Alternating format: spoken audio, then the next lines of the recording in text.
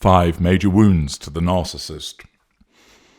Remember, when you interact with the narcissist, there are 3 interactions that you have. The provision of pure fuel, challenge fuel, and wounding. To understand more about those concepts, go to the Knowledge Vault and obtain the 3 interactions with the narcissist, and finally understand wounding. These are important pieces of information with regard to ensuring that you understand narcissism. When it comes to wounding, you need to understand that the most important wounding to implement upon the narcissist, of course, is the imposition of a no-contact regime.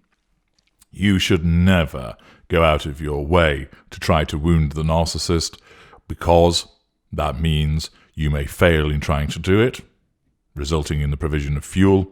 You'll suffer an adverse consequence as a consequence of either the failure or the wounding. And thirdly, you'll be increasing your emotional thinking because you'll be taking steps to do something in relation to the narcissist, thinking about the narcissist and potentially communicating with the narcissist in some form.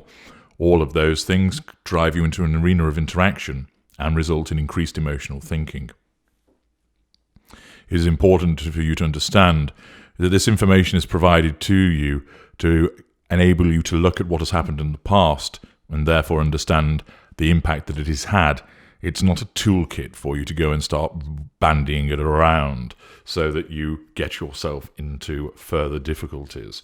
Of course, if you wish to go and do that, be my guest, on your head be it. I really don't care. But I am here to provide you with the accurate and appropriate information, and you as adults can make an informed decision what you do with it. With regard to wounding, it's important for you to understand that there isn't a baseline of wounding, that all wounding is the same. The narcissist can be wounded at different levels. There can be astronomical wounding caused to the narcissist, substantial wounding, major wounding, very significant wounding, minor wounding, very minor wounding, and so on and so forth. So there is a scale, and I have talked about this in an alternative video where I explain the extent of the wounding that you cause to the narcissist and, in effect, how that is arrived at. You'll find that very interesting to listen to if you haven't done so already. I'm going to provide you now with 5 examples of what I would categorize as major wounding. Do this to the narcissist and you punch a huge hole in the construct. You cause huge amounts of fuel to be used up to try and deal with this wound, and it is a major problem for the narcissist. It isn't one that is going to break the narcissist. It will cause fuel levels to plummet. It will cause the ignition of fury, and the narcissism will have to launch itself to come to the defense of the narcissist. But what it does do is at least enable you to understand that if you look back at past interactions that you've had with the narcissist, you can go, aha, that's why he or she did as he did, or she did, because at that juncture, I caused major wounding. Substantial, wholesale wounding to the narcissist. Equate it to driving a sword through the gut of the narcissist. It's that troublesome. Number 1, leaving the narcissist. This is where you end the formal relationship. I don't mean where you walk off and leave the narcissist sat at a table in a restaurant. That will, of course, wound, but it's not major wounding. If you leave the formal relationship, you cause major wounding to the narcissist because you are pulling out of the fuel matrix a huge amount of fuel, you are ripping out a substantial part of the prime aims, and you are damaging the narcissist's sense of control, not only by pulling those things out of the prime aims, but the very fact that you're escaping from the narcissist in itself. Therefore, leaving the formal relationship causes a major wound to the narcissist. Number 2, failing to acknowledge the narcissist in a public gathering. So, for example, this might be where you're giving a speech and the narcissist is expected to be recognized or acknowledged for their contribution in achieving something, and you forget to include them. Invariably, this would be done as a consequence of error rather than design. You are empaths after all. And in those circumstances, your failure to acknowledge the narcissist in a public gathering means that you cause major wounding. The narcissist anticipated the banquet of all of those people saying, "Well done you," clap on the back, round of applause, hip hip hooray. And they don't get it.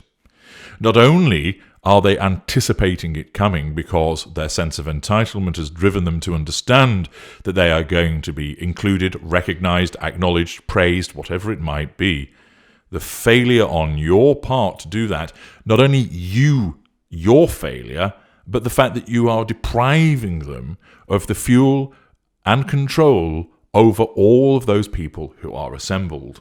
And therefore, a failure to acknowledge the narcissist in a public gathering, for instance, at work, where they've been left out of praise for a project, or perhaps forgetting to compliment them when it's their celebration, or perhaps at a celebration, forgetting to thank them for doing the catering, or in another situation, perhaps where they have been involved in coaching part of the team, that their contribution has not been included, then in such circumstances, that failure to acknowledge the narcissist in a public gathering causes major wounding.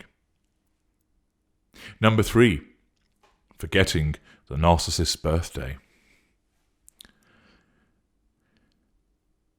To the narcissist, our birthday equates with that of the birth of Christ. We are that important that we should be celebrated by many, many people around the world as having come to the world and brought something special. It's our day. And whilst you might say, well, doesn't the narcissist think that every day should be his birthday? And you wouldn't be wrong. The actual birthday becomes ultra special.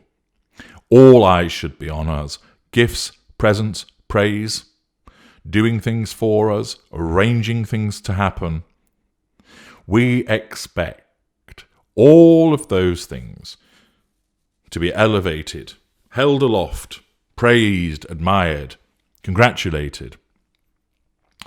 All of those things ought to be done. The potential for getting it wrong is huge. You get the wrong card, you get the wrong gift, but I'm not talking about those things. This is where you forget the narcissist's birthday.